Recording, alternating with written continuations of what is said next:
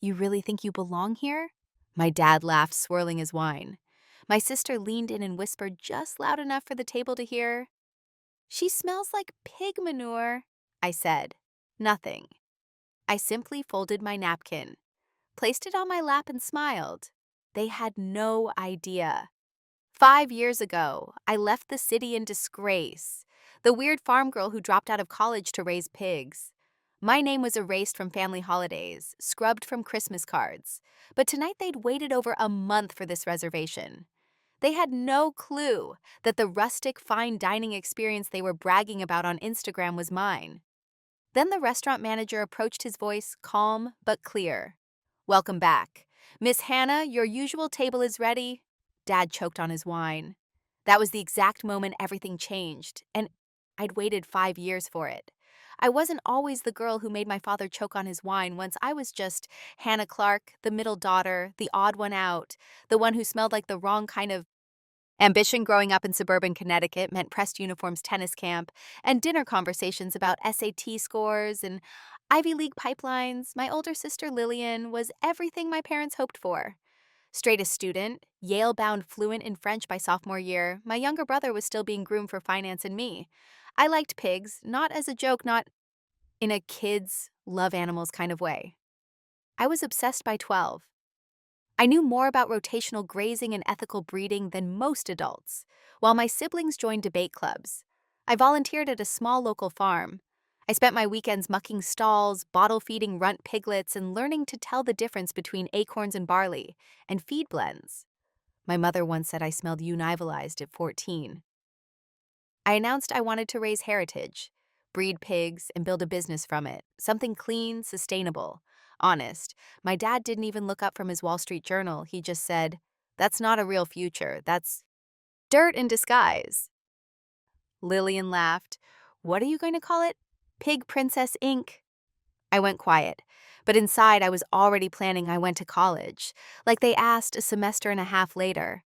I dropped out the day I told them. My father slammed his fist on the dining table. "You're throwing away a legacy for manure." And my mother always. The colder one stood up mid-sentence and left the room. From that moment on, I was erased. No more invitations, no birthday calls, not even a text. When my grandmother passed, but I wasn't surprised. In the Clark family, love had always been conditional, and I had broken the conditions. I took what little savings I could and leased 5 acres in rural Vermont. It wasn't glamorous. I lived in a trailer, my boots were secondhand, the pigs were my only family. But for the first time in my life, I felt like I was doing something real. And even though I worked 16-hour days in freezing mud, even though I cried some nights because the silence felt bottomless, even though I sold bacon at farmers markets for pennies, I never once wished I'd stayed. Because deep down, I believe something they never did, that honesty, labor, and purpose could build something beautiful. Even if it started with mud. The early years were brutal. I started with 7 pigs, all rescues from a defunct operation that had abandoned them in the middle of winter. I built shelter from salvaged wood and slept in the trailer beside them with a space heater that barely worked. Every dollar I made went to feed and vet bills. Every hour of rest felt like a stolen luxury. People thought I was crazy. The pig girl, they called me at the general store, half joking, half pitying. Even the local farmers rolled their eyes when I talked about raising pigs without hormones, without confinement crates, letting them roam in pastures and root freely. Sounds cute until they tear up an acre overnight. One of them said they weren't wrong. I made mistakes, I lost money, but I kept going. I documented everything. Every muddy mistake, every sunlit moment when the piglets napped in hay. Every time I made something edible, from scratch pork belly with maple glaze, slow roasted shoulder with heirloom apples. I didn't do it for attention at first, but one day, in a moment of tired defiance, I posted a video on social media. What happens when you respect the animal? Real pork, real process. I filmed myself pulling fresh bacon from the smoker, plating it next to eggs from my neighbor's coupe and greens I'd grown behind the trailer. I uploaded it and forgot about it. 3 days later, it had 2 million views. Suddenly, people wanted to know more. Not just about the pigs, but about the food. How did you make that crackling so crispy? Where can I taste this? Do you sell it anywhere? An editor from a food blog reached out, then a reporter from a regional magazine. Then came the email. I couldn't believe a small investor group out of Boston wanted to talk. They'd seen my content, they liked my values, they wanted in on something small farm to fork rustic dining with a real story. I didn't know how to draft a business plan, but I knew how to build trust. I invited them to dinner right there at the farm under a string of hardware store lights and mismatched tables. I cooked 6 courses from scratch, all with my own pork. They signed the next day. That's how the Honest Pig was born first. Just a converted barn with 12 tables. Later, a full-fledged restaurant with a wait list. People drove hours to eat there. Some stayed the night in their cars.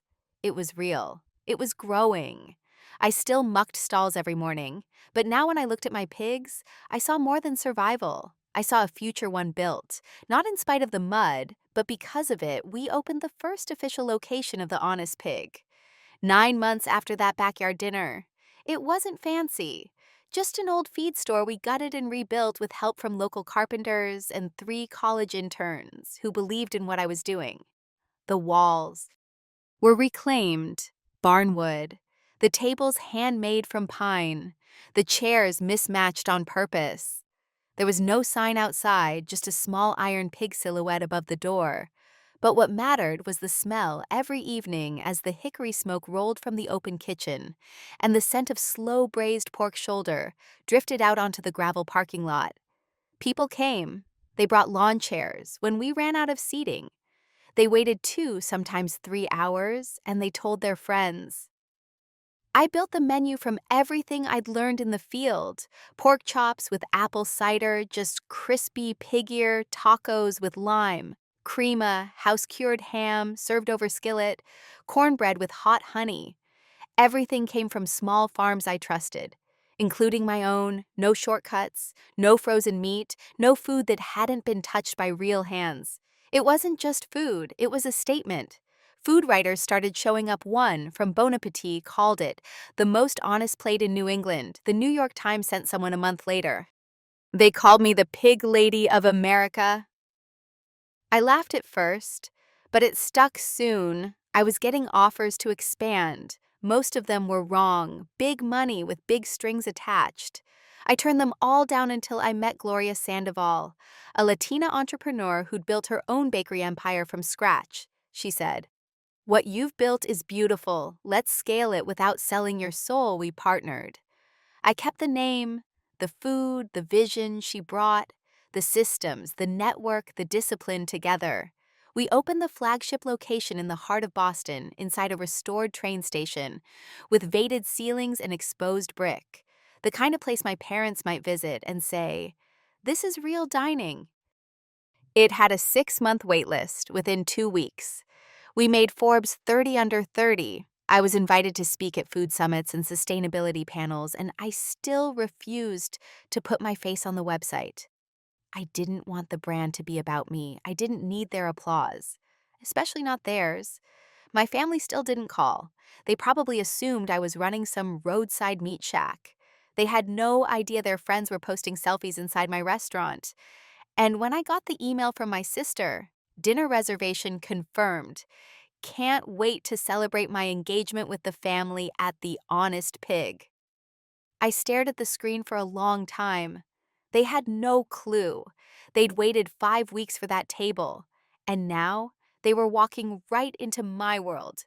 The reservation email came from my sister Lillian family dinner to celebrate our engagement. Finally, 7:30 p.m. Saturday. You better show up. Hannah, you owe Mom at least that much. Attached below was the confirmation table for 7. The Honest Pig flagship. I reread it 3 times. They had no idea they had waited 5 weeks for that table. Our flagship location was booked out nearly 2 months in advance for weekends. Lillian must have pulled every string she had to secure that spot. Or maybe she knew someone, or maybe she just begged. But one thing was clear. They didn't know who owned the place. My name was nowhere public. I'd insisted on that from day one. No press releases with my photo. No features that mentioned my hometown or my family. I had built the Honest Pig to speak for itself. Now it was about to speak to them. Part of me considered calling the manager and canceling the reservation. I could claim a double booking or kitchen renovation, but something held me back. Not revenge, not even pride, just readiness. I wasn't that girl anymore. The one who ran from their judgment, who cried quietly when they forgot her birthday, who pretended she didn't care when she was left off the family Christmas card. I had built something real, something loved, something good if they were going to see me again. It wouldn't be at some awkward backyard reunion or polite brunch. It would be here in my house, on my terms, surrounded by everything they told me would never amount to anything. I replied to Lillian's email. 2 hours later, confirmed. I'll be there. I arrived 10 minutes early, not through the staff entrance, like I usually did, not in my kitchen boots or with flour on my sleeve. I wore a clean denim dress, leather boots still dusty from the farm, and a faded corduroy jacket. My pigs had once chewed a corner of. I didn't bother covering the scent of hay and smoke that clung to me. I wasn't here to pretend. The hostess smiled when she saw me. Miss Hannah, she said quietly with a knowing nod. Let them seat me last. I whispered just like any other guest she understood from the hallway. I could already hear the voices. My mother's clipped tone, my father's low hum, as he read the wine list out loud like it was scripture. Lillian's high-pitched laugh bounced off the brick walls. I lingered near the sidebar unseen, until the hostess gave me the cue. Then I walked in. The table fell quiet for half a second, just long enough for all eyes to land on me. Then my father chuckled. You really think you belong here, he said, shaking his head. I forced a smile. Good evening, everyone. Lillian leaned toward my mother and said with an audible whisper, She smells like pig manure. I didn't react. I pulled out the only empty chair and sat down. My boots made a soft thud against the hardwood. My hands were clean, but not manicured. My hair was brushed, but still held a slight frizz from the barn air. I looked exactly like myself. You could have dressed up a little, my mother murmured behind her champagne flute. This is my version of formal, I said, pouring myself water. I hope you can at least afford dinner, my father added with a grin. This place isn't cheap. I nodded politely. No one asked how I'd been. No one said, Nice to see you. To them, I was still the girl who threw her future into a pigsty. And yet they had waited 5 weeks to sit at this table, 5 weeks to dine in a place I had built. They just didn't know it yet. Not yet, the appetizers had just been cleared when it happened. We'd gotten through a shared plate of pork roulette own recipe and maple glazed bacon flatbread. They had no idea they were critiquing my creations. My mother pushed aside the pickled onions. Lillian scraped off the crackling. My father asked if the bacon was too thick for modern plating. I let them. Then Marcus appeared. He was our general manager, polished, calm, and sharp as a carving knife. He approached our table with his signature grace holding a leather folder in one hand. Excuse me, he said, voice warm but composed. Is there a Miss Hannah Clark at this table? My father frowned. Why? He asked immediately, defensive. Is there a problem? Marcus turned to me, ignoring the question. Then he smiled. Welcome back. Miss Hannah, your usual table is ready in the side dining room. Would you like me to bring over the investor's wine list now or after your walk through silence? Lillian blinked first. My mother's hand froze midair. My father choked on his wine, literally. He coughed twice, then dabbed at his lips with his napkin, eyes wide. I'm sorry, what he asked. Marcus turned to the rest of them, still professional. Miss Clark prefers to dine privately when she visits the flagship. The back room was held for her. Shall I move this party there? No, I said, gently, setting down my water. This table is perfect. My family stared at me like I'd grown tusks. You work here? Lillian asked, squinting. Are you managing or something? I smiled. Not quite. You know the staff, my mother asked, her voice cracking with confusion. I trained most of them. My father leaned forward. Are you saying you're what? Assistant manager Sue. I folded my hands. No, Dad. I'm saying I own this restaurant. The Honest Pig is mine.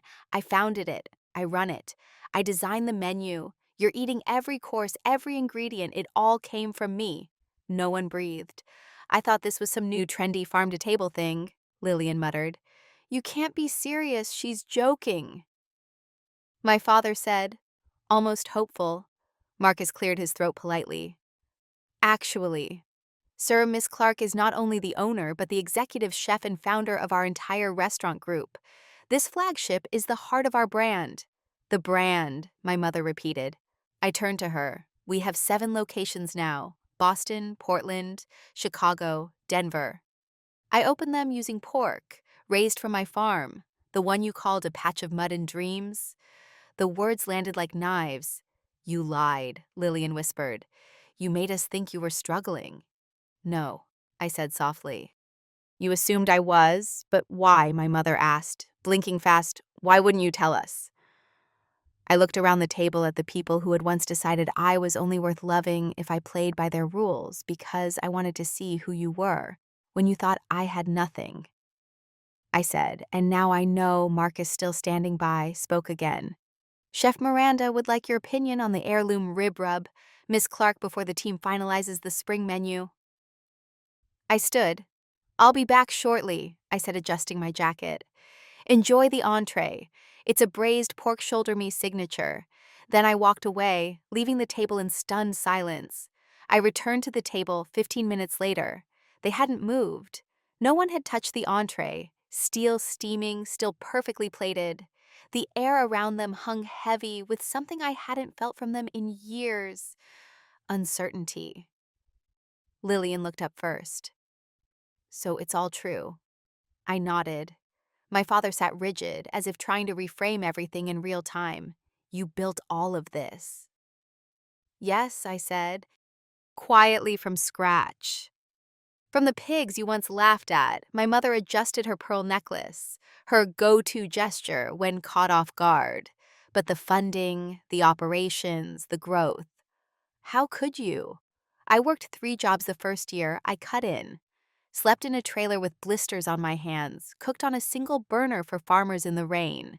I saved, I borrowed, I pitched, and I made every dollar count. Lillian leaned back. You could have called. You didn't have to cut us off. I raised an eyebrow. You cut me off the day I said I wanted to raise pigs. You called it shameful. You told people I was going through something. You said I'd come crawling back. We were worried, my mother said, but it sounded more like a defense than an apology. You were embarrassed I corrected you. Thought I'd chosen something unworthy, but you were wrong. I didn't choose pig farming instead of success. I chose it instead of your version of success. No one spoke funny, I added. How you all waited 5 weeks to eat at a place. You didn't even know I owned the same place. You now say smells like manure. Lillian flushed. That was look, I didn't mean you did, I said gently. And it's fine because it reminded me who I used to be to you, and who I'll never be again. My father cleared his throat, trying to retake control. What matters now is this achievement, Hannah. You've done something remarkable. And I think we all want to acknowledge that. I don't need acknowledgement, I replied. I need respect. Real respect. Not the kind that arrives only after a Forbes article or a reservation confirmation. There was a pause. Then Lillian asked, So, what now? You cut ties? Forever, let this dinner be the last. I looked at her for a long moment. No, I said, but from now on, everything changes. If we're going to have a relationship, it will be on my terms. That means no jokes about pig manure, no sideways glances at my boots. No more wondering how I can afford things. I think we can manage. That, my father said stiffly. I'm not finished, I added.